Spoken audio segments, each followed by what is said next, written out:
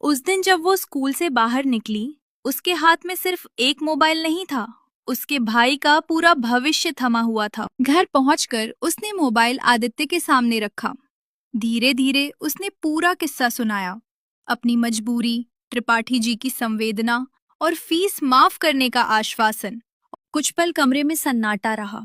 खामोशी को तोड़ते हुए आदित्य ने धीमे से कहा, मैं आपको कभी शर्मिंदा नहीं करूंगा। मैं इतनी मेहनत करूंगा कि एक दिन आपको किसी के सामने हाथ न जोड़ना पड़े।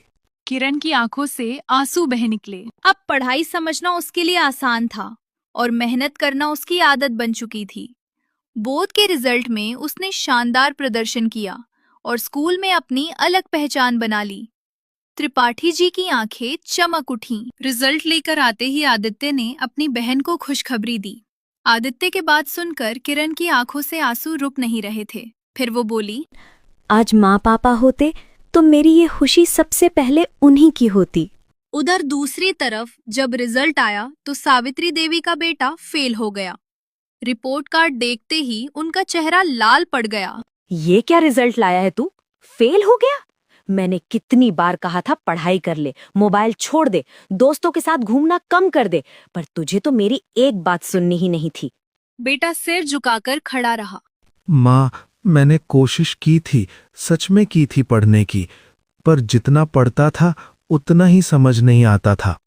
कोशिश? ये कोशिश थी तेरी? रात रात भर मोबाइल चलाना, सुबह देर तक सोना, यही कोशिश थी? कोशिश? ये कोशिश थी तेरी? रात रात भर मोबाइल चलाना, सुबह देर तक सोना, यही कोशिश थी?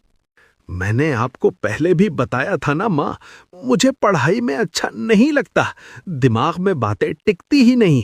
मैं डरता था आपको बताने से।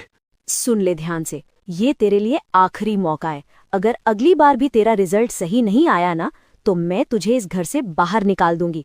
अब मैं और बेइज्जती सह नहीं सकती। इतना कहकर सावित्री देवी वहां से चली